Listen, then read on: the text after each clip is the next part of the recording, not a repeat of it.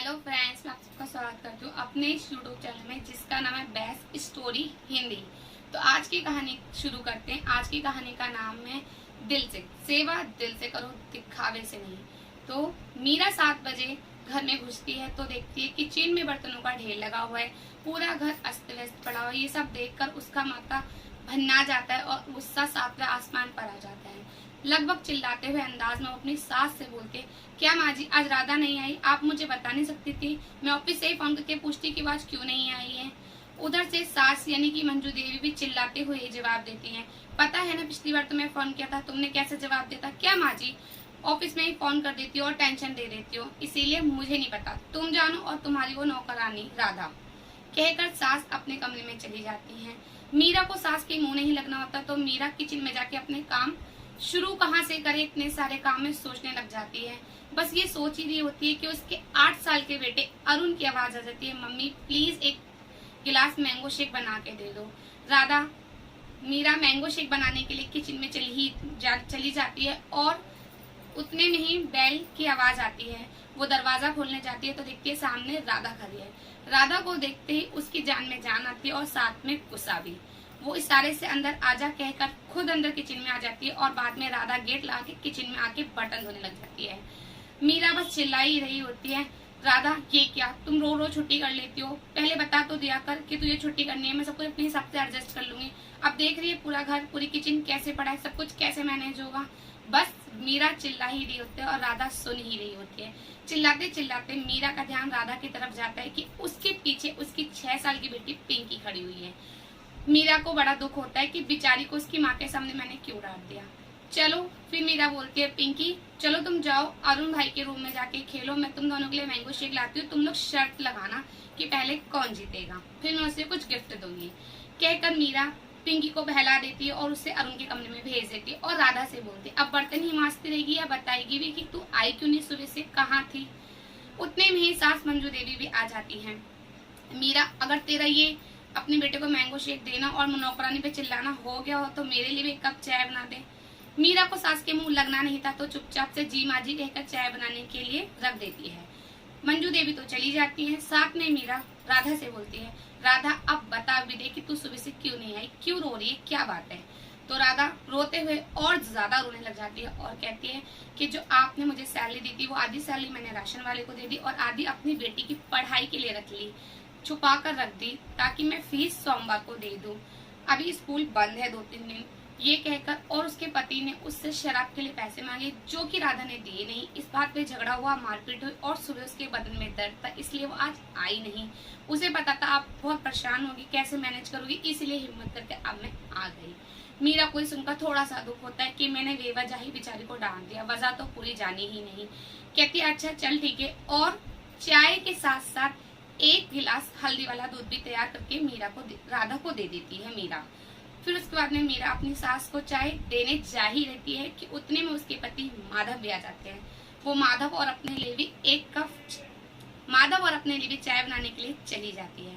चाय बना के वो बाहर आ जाती है हॉल में और बाहर से ही राधा को आवाज देती है, राधा दोपहर की जो सब्जी है वो तुम ले जाना, उससे आज रोटी खा लेना, बाकी का काम सारा मैं कर लूंगी, बर्तन धुल गए हैं वहीं के वहीं छोड़ दे, सब मैं खुद देख लूंगी। और अपने पति माधव को बोलती है, माधव तुम राधा और पिंकी को घर छोड़ाओ क्योंकि काफी अंधेरा हो गया है। पहले भी बहुत बार माधव जाता था उन्हें छोड़ने क्योंकि अंधेरे की वजह से मीरा को डर लगता था। यूं तो राधा 3 घरों में काम करके अपना घर चलाती है, लेकिन मीरा एक अलग है, मीरा उसे बहुत समझती है, इसीलिए उसे मीरा के घर काम करना, वो दिल से उसके घर काम करती है। उसके बाद में माधव घर आता है और मीरा अपने कामों में लग जाती है। रात को सोने से पहले मीरा माधव से बोलती है, माधव राधा का क्या करना है? तो माधव बोलते करना क्या है, उन दोनों पति पत्नी में एक ही बात पे झगड़ा होता है, कितनी बार बोला है तुमने राधा को कि छोड़ दो, लेकिन तुम भारतीय नारी जो होती हो ना, बस अपना नसीब समझ के सब कुछ सहन करती रहती हो। मीरा बोलते ये बात तो आप ठीक कह रहे हो। फिर माधव बोलता है कि चलो अब सो जाते हैं, काफी रात हो रही है, कल सुबह इस बारे में बात करेंगे। ये कहकर दोनों सो जाते हैं। लगभग 3 बजे रात के मीरा के फोन पर फोन आता है, कोई पुलिस वाले हैं जो कि मीरा को राधा के घर बुला रहे हैं। राधा पुलिस का नाम सुन के ही घबरा जाती है और घबराहट में ही अपने पति माधव को जगाती है। माधव फोन लेते हैं और बस पुलिस से इतना ही कहते हैं, जी जी हम पहुंच रहे हैं। मीरा को सुनकर बड़ा अचंबा सा होता है कि आखिर बात हो क्या गई। मीरा अपने पति राघव से पूछती है तो मीरा अपने पति माधव से पूछती है तो माधव बोलते हैं कि रास्ते में ही सब कुछ बताता हूँ।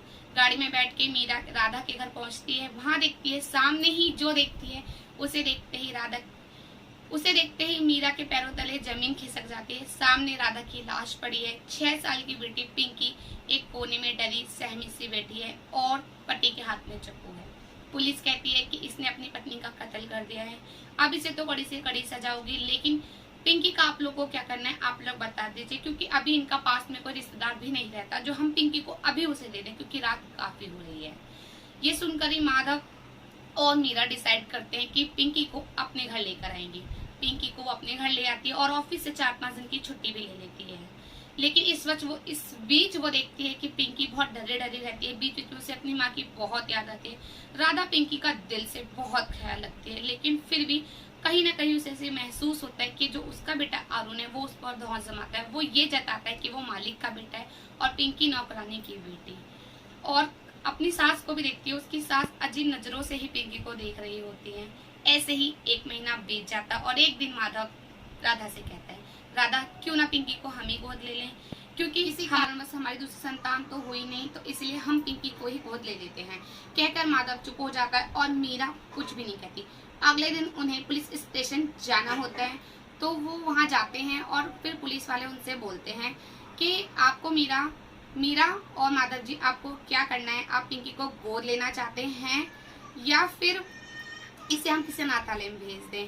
कहकर पुलिस वाले चुप हो जाते हैं और मीरा बस उन्हें जवाब देती है, आप किसी अनाथालय में ही भेज दीजिए। बस माधव मीरा को देख ही रहा होता है और वो चुप हो जाता है। वहां से वो लोग निकलते हैं। पुलिस इंस्पेक्टर कहते हैं ठीक है, जब कोई इंतजाम हो जाएगा हम आपको कॉल कर देंगे, जब तक के लिए आप पिंकी को अपने घर में रखिए। वो कहते हैं ठीक है और बाहर निकल आते हैं।